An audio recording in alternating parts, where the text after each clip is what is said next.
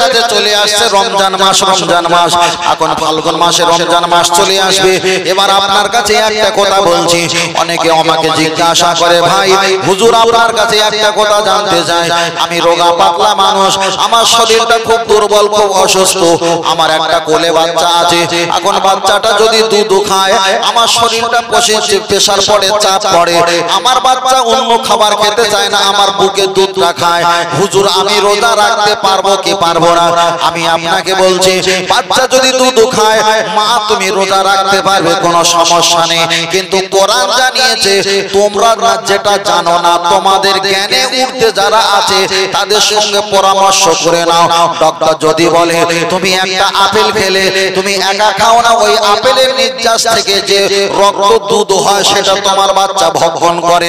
মা যদি সুস্থ থাকে বাচ্চা সুস্থ থাকে, মা যদি অসুস্থ হয় বাচ্চা অসুস্থ হয়, মায়ের ঠান্ডা লাগলে বাচ্চা ঠান্ডা লাগে, এরকম যদি রিয়াকশন হয়, মা যদি রোজা রাখে আর বাচ্চা যদি দুধ খায়, মায়ের পরিস্থিতিটা যদি খারাপের জায়গায় চলে যায়, আল্লাহ নবী বলেছেন ইনশিতা ফাসুম, তুমি চাইলে কষ্ট করে রোজাটা রাখতে পারো। আল্লাহ নবী পরে বললেন ইনশিতা ফাকতুর, তোমার জীবন চলে যাবা, শরীরটা একেবারে গলে যাবার আশঙ্কা যদি থাকে, ইনশিতা ফাকতুর, তুমি চাইলে রোজাটা ভঙ্গ করে দিতে পারো। তার কারণ হলো তোমার শরীর বাঁচানোটা ফরজ, ফরজ, ফরজ, আগিয়ে চলে যাওয়া যায়। আমি আপনাকে একথা বলছি না যে মায়েদের বুকের স্থানের বাচ্চা দুধ খেলে রোজা রাখা চলবে না, এটা আমি বলছি না। মা যদি অসুস্থ হয়, দুর্বল ক্লান্ত হয়ে যায়, একেবারে দুর্বল হয়ে যায়, বাচ্চা যদি দেখা যায় অত্যাচার করে, জুলুম করে, এমন ক্লান্তর সম্মুখীন হলে মা রোজা রাখবে কি না রাখবে এটা ডক্টরের সঙ্গে সৎ পরামর্শ করতে হবে। আর কোরআন বলে দিয়েছে তোমাদের ঊর্ধ্বে যারা জ্ঞানী তাদের সঙ্গে সুপরামর্শ করে নাও।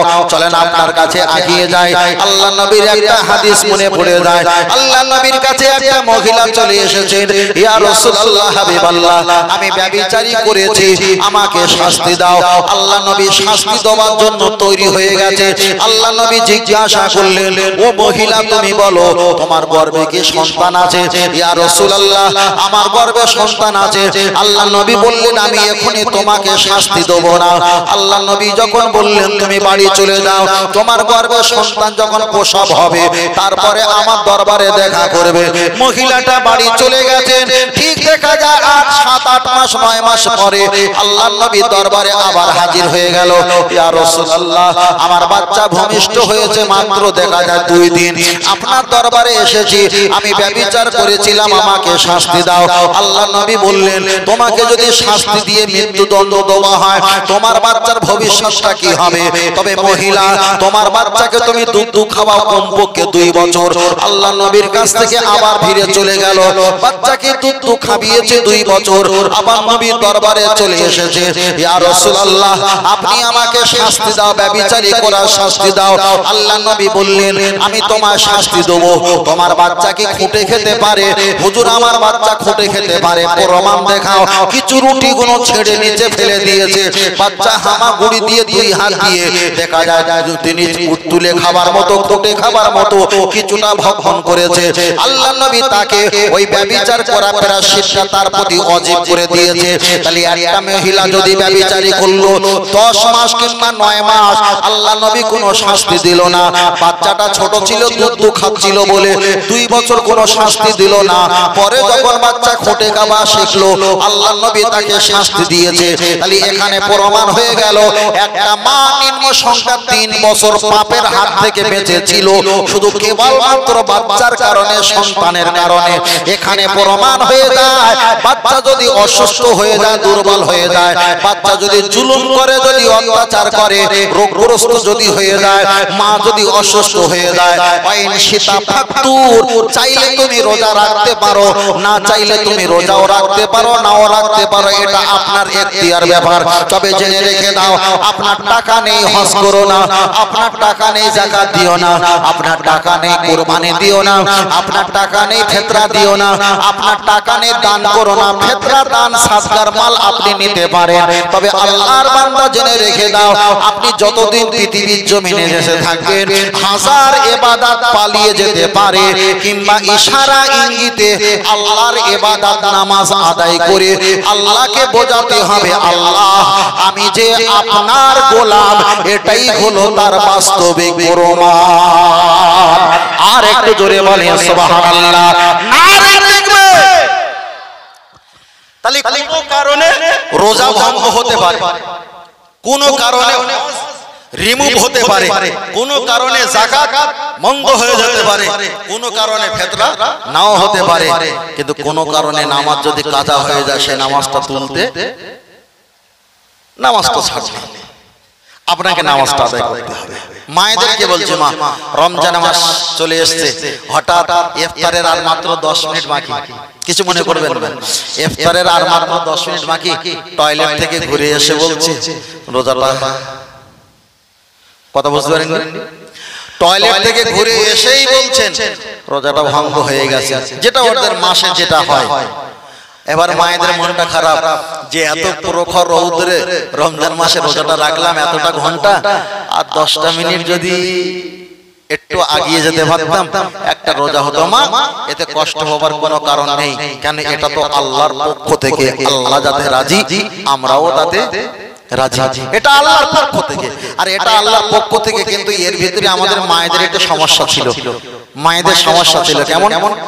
হাদিস শরীফে এসেছে নবী আদম মা হাওয়া আলাইহিস সালাম জান্নাত থেকে বার হচ্ছিল, কেউ বলেছেন নবী আদম ছিল প্রথমে, মা হাওয়া আলাইহিস সালাম ছিল পিছনে, জান্নাত থেকে বার হচ্ছিল, আর বার হতে হতে মা হাওয়া আলাইহিস সালাম বলেছিল জান্নাত থেকে বার হব, তবে জান্নাতের অবস্থা খারাপ করে দিয়ে বার হব। মেয়েরা একটু হিংসুটি হয়, একটু জেদি হয়, ওদের সঙ্গে ঝগড়া করলে যে উঠোন ঝাড় দিতে, ঝাড়ু নিয়ে ঝাড় দিতে 10 মিনিট লাগে, ওই উঠোন কিন্তু 5 মিনিট ঝাড়ু দেওয়া হয়ে যায়। তাহলে তবে আমি কিছু জানিনি, বলতে বলতে ঝাড়ু দিতে 10 মিনিটের উঠোন ঝাড়ু দেওয়াটা 5 মিনিটে হয়ে যাবে, একটু হয়ে যায়। আমি ওদেরকে খারাপ বলছি না, আল্লাহ মাফ করুক। তবে আমাদের মা হাওয়া আলাইহিস সালাম জান্নাত থেকে যখন বার হচ্ছিলেন, একটা জান্নাতের ডগাটা ছেড়ে দিয়েছে, টস টস করে সাদা আটা ঝরঝর করে ধরা শুরু হয়েছে। আমার আল্লাহ বললেন নবী আদম রে, তোমার স্ত্রী জান্নাত থেকে বার হচ্ছিল, বিনা কারণে জান্নাতের একটা ডগা ছেড়ে আটা ধরিয়েছে, এটাকে ঠিক করেছে, আল্লাহ আপনি ক্ষমা করে দাও। আল্লাহ বলছে ক্ষমা তো করলাম এই মুহূর্তে, কিন্তু এর পাপের শাস্তি আমি ছাড়বো না। তবে নবী বলে তুমি তোমার দিকে তাকিয়ে এই মুহূর্তে ক্ষমা করলাম, তবে পাপের শাস্তি আমি ছাড়বো না। কি করবে? যে বিনা কারণে গাছের ডগা ছিঁড়ে যেমন বিনা কারণে সাদা আটা টস টস করে ধরিয়ে টপ টপ করে ফেলে দিচ্ছে, আমি আল্লাহ বিনা কারণেও ওদের মাসে মাসে রক্ত ঝরাবো। কথাটা আমি বেশি ভিতরে যাচ্ছি না, আল্লাহ ওদেরকেও মাসে মাসে রক্ত ঝরায়, এটাও আল্লাহ পাকের নিয়ামত। এমন যদি না হয় সন্তান আবার হয় না, এটাও নিয়ামত। মা সন্তান গর্ভে থাকলে তখন ওগুলো বন্ধ হয়ে যায়, সেগুলো তারা ভোগ করে, তারা সেটা খাদ্য হিসাবে বানিয়ে নেয়, আল্লাহ তাদেরকে খাওয়ায়, তারপরে দুনিয়াতে আল্লাহ সন্তান প্রসব করে দান করে দেয়। এটা আল্লাহ পাকের সিস্টেম। তার কারণ দুনিয়ার মানুষের যেখানে জ্ঞান শেষ, আমার আল্লাহর ওখান থেকে সবে জ্ঞানের সূচনা। জোরে বলেন সুবহানাল্লাহ। আর একটু জোরে হবে না সুবহানাল্লাহ?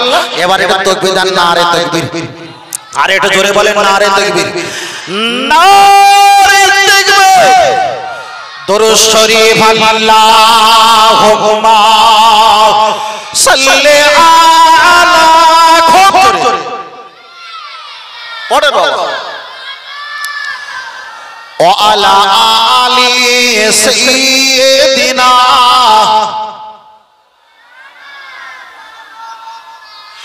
ও আমার প্রিয় নবী, তোমার প্রেমে পাগল আমি। আহায় জন্ম আমার মেদিনীপুরে, রেখেছো আমায় পাগল করে। আহায় জন্ম আমার ইন্ডিয়াতে, রেখেছো আমায় পাগল করে। রাসূল তোমায় ভালোবাসি, মন হৃদয় উজাড় করে। বুকের মাঝে জ্বালায় আমার, দূর হবে তোমার দিদারে, দূর হবে তোমার দিদারে। ও নবী সুখে তুমি, দুঃখে তুমি, মুখে তুমি, বুকে তুমি, হায় মায়া যদি লাগে তোমায়, মায়া যদি লাগে তোমায়, দিদার দিও স্বপ্ন যোগে। রাসূল তোমায় ভালোবাসি, মন হৃদয় উজাড় করে, বুকের মাঝে জ্বালায় আমার। দূর হবে তোমার দিদারে, দূর হবে তোমার দিদারে। জোরে বলেন আমিন, আর একটু জোরে বলেন আল্লাহুম্মা আমিন। নারে তাকবীর। চলেন, অনেক কথা বলছি, আমি কোনো অসামাজিক কথা বলেছি বাবু? না, অসামাজিক কথা বলেনি। কিছু বলতে গেলে এগুলো চলে আসে, তার কারণ এগুলো একটু বলে রাখাটাই ভালো। তার কারণ ছোট করে বলছে, মায়েদের যদি নাকি মেন ঋতুবতী হয়ে থাকে, ওরা আর রোজা রাখতে পারবে না, রোজা রাখতে পারবে না, নামাজ পারবে না। কোরআন যদি মুখস্থ থাকে কোরআন পড়তে পারবে, মুখস্থ যদি থাকে কোরআন পড়তে পারবে, কিন্তু কোরআনে আর স্পষ্ট হাত লাগাতে পারবে না। কোরআন মুখস্থ আছে, আপনি তিলাওয়াত করতে পারবেন। বিসমিল্লাহির রহমানির রহিম। ওয়া ইযা কুলনা দাখুলু হাযিহিল ক্বরিয়াতা ফাকুলু মিনহা হাইসু শি'তুম রাগাদান ওয়া দাখুলুল বাবা সুজদান ওয়া কুলু হিত্তাতুন নাগফির লাকুম খাতায়াকুম ওয়া সানাজিদুল মুহসিনিন। এমন করে আপনি কোরআন তেলাওয়াত করতে পারবেন, তবে আপনি হাত দিতে স্পষ্ট করতে পারবেন না। সকলকে বলছি, যারা মোবাইলে যারা কোরআন ইনস্টল করেন, অ্যাপস গুলো যারা ব্যবহার করেন, কোরআন থেকে এই মোবাইল থেকে কোরআন শরীফ পড়বেন, আলহামদুলিল্লাহ ভালো। তবে আপনি উজু করবেন। কে ফতোয়া দেবে হুজুর এত উপরে স্ক্রিন রয়েছে, উপরেতে একটা প্লাস্টিক মারা আছে, উপরেতে একটা পলিথিন মারা আছে, হুজুর এতে তো কোরআনে হাত লাগছে না, লাগছে না। আমি ফের বলবো আসল কোরআন কোথায় আছে? বাল হুয়া কুরআনুন মাজিদুন ফি লাওহি মাহফুজ, লাওহে মাহফুজে আছে। আর আমাদের কাছে যে কোরআনটা এসেছে, অন্ধ্রপ্রদেশের কালি আর মধ্যপ্রদেশের কাগজ মিলিয়ে পেরেছে কম্পিউটার ছাপিয়ে কোরআন এসেছে। তাহলে এই কোরআন শরীফ যদি কাঁচের উপরে হাত দিয়ে পড়া যায়, উজু যদি না করে, তাহলে আসল কোরআন শরীফ উপরে আছে, জেরেস করা কোরআন শরীফে হাত দেবো, তাহলে উজু না করলে কোনো সমস্যা নেই। যদি বলেন হুজুর আর একটা, মক্কা আর মদিনা শরীফ হলো আসল, আপনাদের কিবলা কোন দিকে বাবু? এই দিকে। মক্কা আর মদিনা শরীফ হলো এই দিকে আছে। ছবিতে মক্কা আর মদিনা, এটা হলো জেরক্স, মানে এটা হলো নকল, আসল হলো ওটা, আর এটা হলো তার কিছু নমুনা। তাহলে এখানে পা দিলে গুনাহ হবে না? হবে না? হবে। তাহলে আসল কোরআন যদি লাওহে মাহফুজে থাকে, আর মোবাইলে যে স্ক্রিনে কোরআন শরীফ, এটা তো নকল। তাহলে এতে যদি বিনা ওযুতে পড়া যায়, তাহলে এই ছবিতেও তাহলে পা হাত পা লাগলে কোনো সমস্যা হবে না, কেন আসল তো কানে আছে। আপনাকে বলবো, আমরা গুনাহগার, তবে বিয়াদব হবেন না, কেন বিয়াদবের কোনো ক্ষমা নেই, কিন্তু গুনাহগারের ক্ষমা আছে। আমরা বিয়াদব নয়, আমরা গুনাহগার, আর গুনাহগার বলেই তো আমরা আল্লাহর কাছে বারবার ফিরে যাই, নবীর কাছে বারবার ফিরে যাই। আর গুনাহগার বলে তো আমার আল্লাহর নাম রহমান আর রহিম, বলুন সুবহানাল্লাহ। আর একটু জোরে হবে না?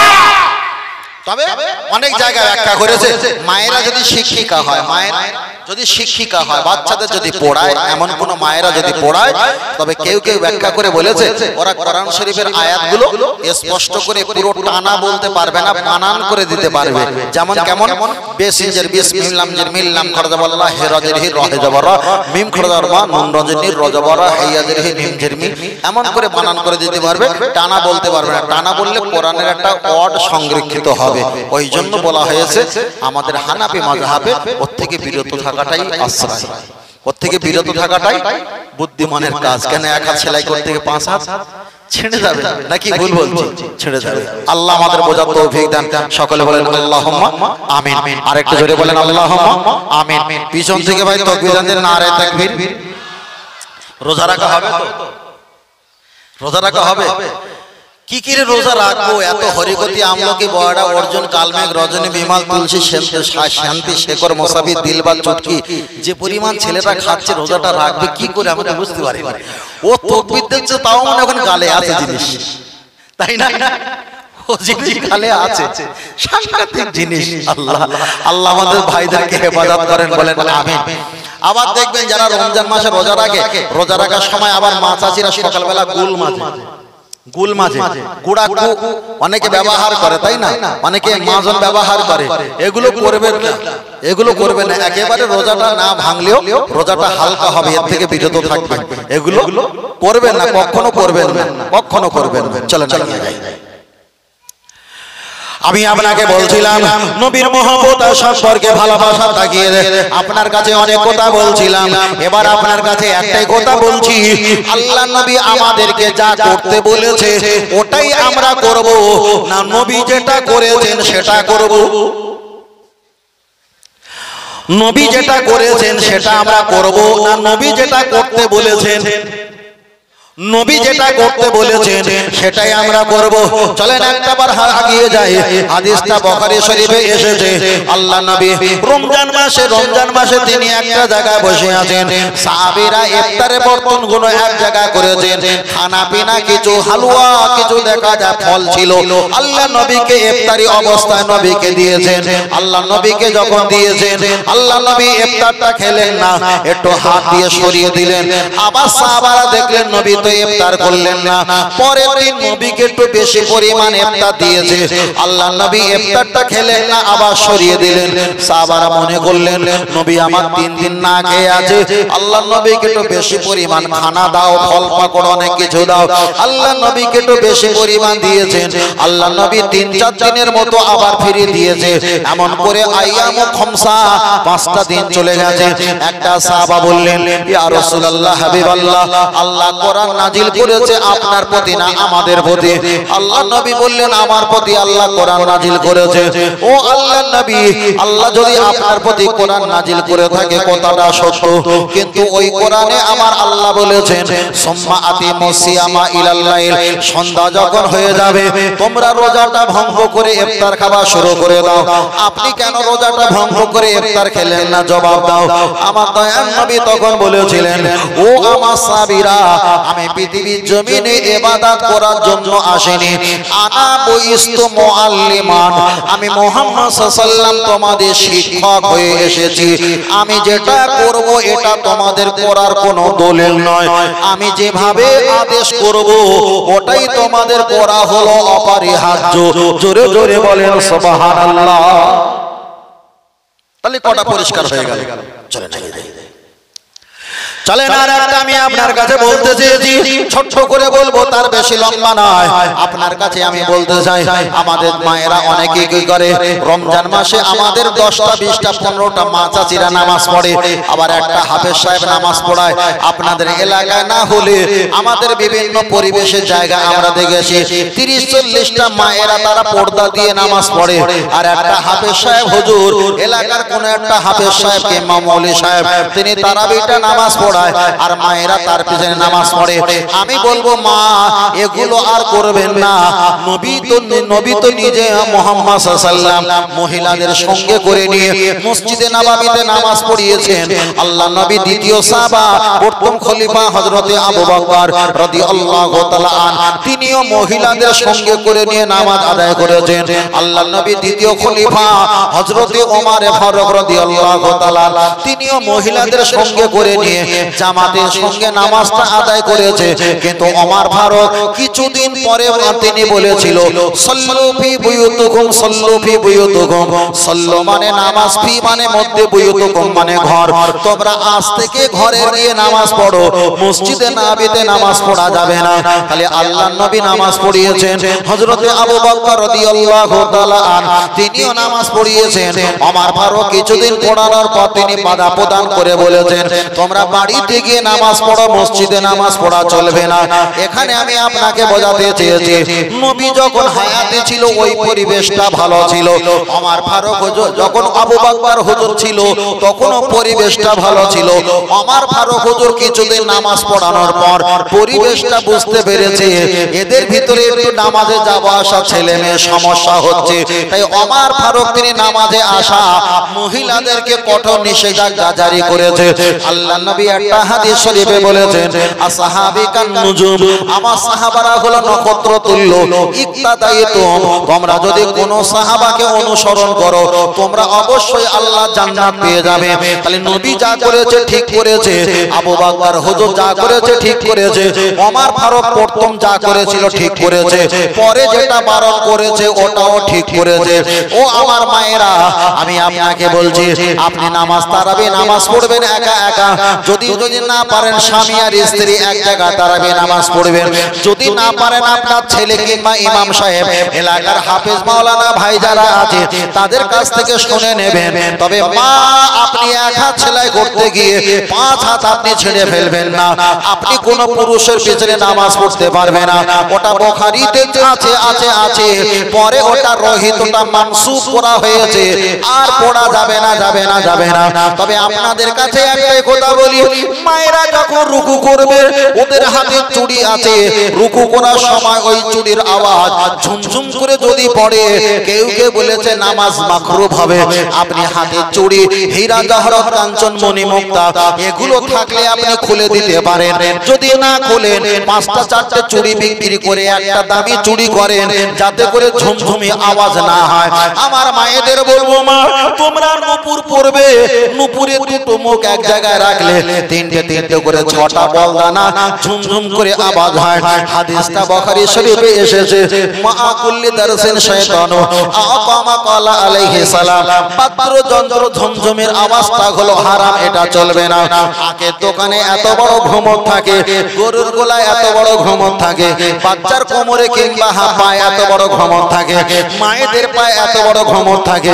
তাহলে 50 কেজি শুকর যদি হারাম হয়, 5 কেজি শুকরের বাচ্চা ওটা হারামের বাচ্চা হারাম। এত বড় ঘুমর যদি হারাম হয়, মায়েদের পায়ে 3টে করে 6টা যে ঘুমর থাকে এটাও তো হারামের বাচ্চা হারাম। আমি মায়েদের বলবো মা আপনারা নূপুর পরবেন কি পরবেন না এটা আমি হারাম বলছি না, নূপুর অবশ্যই পরবেন, তবে ওই নূপুরে 3টে করে 6টা বলদানা আপনাকে খুলে দিতে হবে। তবে আর একটা কথা বললে না নয়, তবে আমার দাদু ভাইরা আমাকে ক্ষমা চেকে দেখবেন, এমন ভাবেরা হাতে চুড়ি পরে এত পরিমাণ, রাত 2:30টার সময় ওই চুড়ির আওয়াজ পরের কামরা পাশের কামরা দেওয়ারের কান পর্যন্ত পৌঁছে যায়। আপনার কারণে আর একজনকে ক্ষতি করছেন, এটাও হারাম। বেশি খুলে বলছি না ভাই, হালকা করে বলে দাও। ও আমার জওয়ান যুবকেরা গিয়ে চলে যাওয়া যায়, লক্ষ্য করে দেখা যায়। চলেন আমি আপনাকে বোঝাতে চেয়েছি, তাহলে মায়েদের মশলার কথা বললাম। এবার ছেলেদেরকে একটা বার বলি, ছেলেরা তোমরা নাভির উপরে তোমাদের লুঙ্গি প্যান্ট পায়জামা তোমরা অবশ্যই পরবে, কাঁটুর উপরে তোমরা উপ তুলে রাখবে, নিচে তোমরা তুলে নিচে ঝুলিয়ে রাখবে না। মা আসফালা কাবাইনি মিনাল ইজার বিন্নার, যারা কাঁটু নিচে পাঞ্জাবি পায়জামা ইজের লুঙ্গি ঝুলিয়ে রাখে, সালাসাতুল্লাহ ইউকাল্লিমুহুমুল্লাহ, আমার আল্লাহ 3 শ্রেণীর সঙ্গে কথাবার্তা বলবে না। আল্লাহ ইয়ানজুরু ইলাইহিম, আমার আল্লাহ তাদের দিকে ভালো নজরে তাকাবে না। ওয়ালা ইউযাক্কিহিম, আমার আল্লাহ তাদের গুনাহকে maaf করবে না। ওয়ালা হুম আযাবুন আলীম, আমার আল্লাহ তাদেরকে জাহান্নামে দেবে। ওয়ালা আল উসবিল, যার ব্যাখ্যা হলো কি কারণে আল্লাহ নবী বললেন যে সব পুরুষরা কাঁটুর নিচে প্যান্ট পায়জামা ইজের লুঙ্গি ঝুলিয়ে রাখে, এরা তো হাজার ইবাদত করা সত্ত্বেও এরা জাহান্নামে যাবে। মায়েদের বলবো মা আপনারা কিংবা পুরুষেরা নাভির উপরে প্যান্টের যেন মুখ থাকে, আর যত জায়গায় জামা কাপড় আছে ইজের পায়জামা লুঙ্গি কিংবা কাপড় ওগুলো অবশ্যই কাঁটুর উপরে তুলে রাখতে হবে, আর নারীদের কাঁটুর নিচে ঝুলিয়ে রাখতে হবে, কাঁটুর নিচে, পুরুষদের কাঁটুর উপরে তুলে রাখতে হবে, টাকনোর উপরে তুলে রাখতে হবে। তবে আপনার কাছে আর একটা কথা বলতে চাই, মায়েরা যখন সেজদা দেবে নামাজ পড়বে, ওদের নামাজ পড়ার সময় ওদের যদি একটা বার সেজদা দেওয়ার সময় ওদের বোরকা কিংবা আঁচল কিংবা দেখা যায় ঘোমটা সেজদার আগে চলে যদি যায় কোনো সমস্যা নেই। পুরুষেরা তোমাদের চুল কিংবা পাগড়ি কিংবা রমাল অন্য অঙ্গ যেন সেজদার আগে না যায়, এদিকে খেয়াল রাখতে হবে। ও আমার জওয়ান যুবকেরা আপনাদের কাছে আর একটা কথা ছোট করে বলি, হাতে যারা টাট্টু মেরে রেখে দিয়েছেন, অনেকে M+M বলে যারা লিখে রেখে দিয়েছেন, এটা আপনাদের তুলে দিতে হবে, না তুললে ফরজ গোসল গোসল হবে না, ফরজ গোসল না হলে উজু হবে না। আর বিনা উজুতে নামাজ পড়লে নামাজকে অপমান করা হয়, আর অপমান নামীয় নামাজ পড়লে আপনার বেঈমান কাফের হতে হয়। তাই আমি বারবার আপনাকে বলবো ভাই, হাতে কখনো টাট্টু কোনো লেখালেখি কিছু করবেন না। আমার মায়েদের বলবো, মা ও আমার চাচি আম্মা জানেরা, আপনারা পায়ে নূপুর পরবেন, আমি হারাম বলছি না, তবে নূপুরের বলগুলো খুলে দেবেন। তবে আর একটা কথা বলি, হয়তো খারাপ মনে করছে, শেষবারের মতো একটা বলে যায়, মায়েরা চুড়ি পরবে, হীরা জহরত কাঞ্চন মণি মুক্তা সোনা যত রকমের চাঁদনি আছে ব্যবহার করতে পারেন মা, তবে লোহার চুড়ি ব্যবহার করা শরীয়তে হারাম। এবার একটা কথা বলি, আমি জানি না ভাই, আমাদের চাইতে আপনারা ভালো জানেন, আপনারা সব ব্যবসা বাণিজ্য করেন। ওই যে মেয়েরা যে সিটি গোল্ডের যে চুড়িগুলো ব্যবহার করে, মানে সোনার দুলা ভাইয়ের বড় শ্বশুরের খালাতে বোনের ভাইজির মেজে শ্বশুরের চাচতে বোনের শালার বড় মেয়ের ভাইজি, তার নাম হলো সিটি গোল্ড। তার নাম হলো মানে সোনার অনেক উপরের বংশের লোক, সোনারে হার বানিয়ে দেয়। মানে প্লাস্টিকের জগ, প্লাস্টিকের মগ, প্লাস্টিকের গ্লাস, প্লাস্টিকের সবকিছু হওয়ার পর লোহার আছে বলে মনে হয়। লোহা আছে। আপনি যে টয়লেটে যে আপনি যে ব্যবহার করেন, পানি যে ব্যবহার করার জন্য যেগুলো ব্যবহার করেন, দেখতে হয় কিন্তু আদৌ তো প্লাস্টিক। তাহলে প্লাস্টিক এত পরিমাণ জামা কাপড় পরেছে, লোহা পালিয়েছে। আমি মায়েদেরকে বলছি, মা আপনারা সিটি গোল্ডের চুড়ি ব্যবহার করবেন, আমি হারাম বলছি না, আমি এদিক দিয়ে ভালো জানি না, তবে সিটি গোল্ড যদি লোহা হয় তাহলে হারাম। এবার কালকে চিন্তা করবেন, সিটি গোল্ড এটা কোন ধাতু, রূপ না সোনা না হীরা না জহরত কাঞ্চন না মণিমুক্তা কি, এটা আপনি কালকে হিসাব করবেন। যদি ওটা লোহা হয়, কথা বোঝাতে পেরেছি ভাই, যদি ওটা লোহা হয় চলবে না, চলবে না। আর একটু জোরে বলে নারে তাকবীর, আর একটু জোরে বলে নারে তাকবীর, নারে তাকবীর। আরে ভাই আজকের মাইকে বুঝতে পারছে যে আজকের হচ্ছে একটা জিনিস। ওই চুপ করো, আমার কথা বুঝতে পারছেন তো ভাই? চালিয়ে নিতে হচ্ছে, কিছু করার নেই ভাই, বুঝতে পারছি। চলে আলহামদুলিল্লাহ। ও আমার জানার যুবকেরা, আমি আপনাকে বোঝাচ্ছিলাম, চলেন শেষবারের মতো একবার এগিয়ে যাওয়া যাক। আমরা বিদায় নিয়ে চলে যাব, তবে বিদায় নেওয়ার আগে আমার একটা গজল বলা দরকার।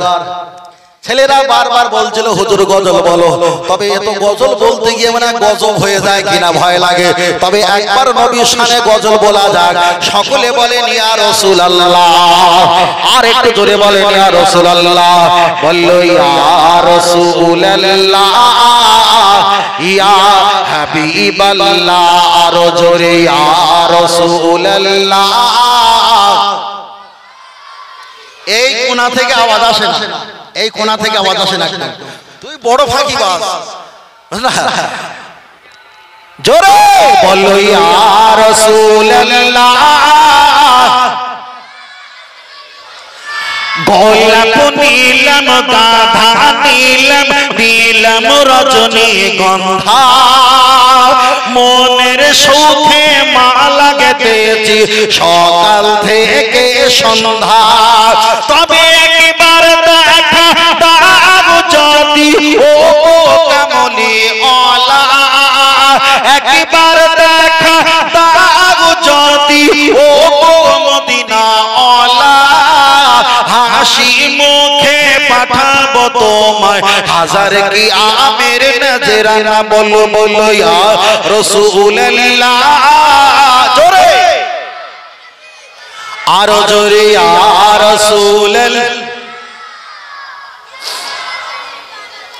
হলুদ ফুলকে পছন্দ করি তুমি রংটি কোথায় পেলে, মায়ার নবীজির নূরানি চেহারা হলুদ ছিল বলে। বলো সুবহানাল্লাহ। আরেকটা জোরে বলে, আরেকটা জোরে হবে না। সাদা ফুলকে পছন্দ করি তুমি রংটি কোথায় পেলে, নূর নবীজির নূরানি দাঁত সাদা ছিল বলে। তাই হলুদ সাদার দোকান থেকে তুলে গেঁথেছি মালা, সুযোগ পেলে দাঁড়িয়ে পাঠাবো হাজার কি আমের নজরানা তবে একবার দেখা দাও যদি ও কামলি ওয়ালা একবার দেখা দাও যদি ও মদিনা ওয়ালা হাসি মুখে পাঠাবো তোমায় হাজার কি আমের নজরানা বলো বলো ইয়া রাসূল জোরে বলো ইয়া রাসূল লাল ফুলকে পোষণ করি তুমি রান্তি কোথায় পেলে লাল ফুলকে পোষণ করি তুমি রান্তি কোথায় পেলে ওহদ ময়দানে নবীজি রক্ত লাল ছিল বলে সবুজ রঙকে পোষণ করি তুমি রান্তি কোথায় পেলে জান্নাতি হুরে নারীর পোশাক সবুজ থাকবে বলে লাল সবুজের সাদা হলুদের দোকান থেকে তুলে গেছে মালা সুযোগ পেলে পাঠাবো তোমায় হাজার কি আমের নজরানা তবে একবার দেখা দাও যদি ও গো কামলি ওয়ালা একবার দেখা দাও যদি ও মদিনা ওয়ালা হাসি মুখে পাঠাবো তোমায় হাজার কি আমের নজরানা বলো বলো ইয়া রাসূল নারে তাকবীর আল্লাহ কবুল করেন বলেন আমিন আরেকটা জোরে হবে না এসা হচ্ছে থেকে মসজিদের মাইকে মিলাদ করা অনেক ভালো কথা বুঝেন এতে মসজিদের মাইক অনেক ভালো হয় নামে শুধু বোতলে বসে রয়েছে নাটা মল্লিকের মতন কিচ্ছু নেই ভাই এখন বেশিরভাগ কি হয় জানেন কিছু আমি কারোর এগেইনস্টে বলছি না বড় একটা ট্যাব লাগবে না বাক্স করে নেবে ওর কোলে ছোট স্পিকার মারবে কাস্টমারকে দেখাবে দেখ কত মোটা বড় বক্স নিয়েছি কিন্তু ভিতরে তো মাল একটু নেই কথা বলতে ভাই এ বললে হবে না আমার নিজের মামা ডেকোরেটর তো ভাই ও আমি বুঝি একেবারে আমাকে উড়িয়ে দিলে হবে না চলেন এগিয়ে যাই তাহলে আমারও হায়াত শেষ তাই তো শেষের দিকে তাহলে আমরা প্রথম থেকে এই পর্যন্ত বলছিলাম কি আমার নবীর পক্ষে লা ইলাহা ইল্লাল্লাহ আল্লাহু আকবার নয় ওখানে হবে মুহাম্মাদুর রাসূলুল্লাহ রাখা হবে ঠিক না বেঠিক তাহলে আমরা নারকেল গাছ বসিয়ে গেছে আমার দাদুরা খাচ্ছে না খাচ্ছি আমরাও এই বক্তব্য বসিয়ে যাব আমরা চলে যাবার পর এর প্রতি আমল করে দুনিয়াতে বেঁচে থাকবে আমাদের প্রজন্মিত সন্তানরা কথা ঠিক না বেঠিক আল্লাহ কবুল করেন বলেন আমিন এবারে তো তাকবীর দিতে হবে নারে তাকবীর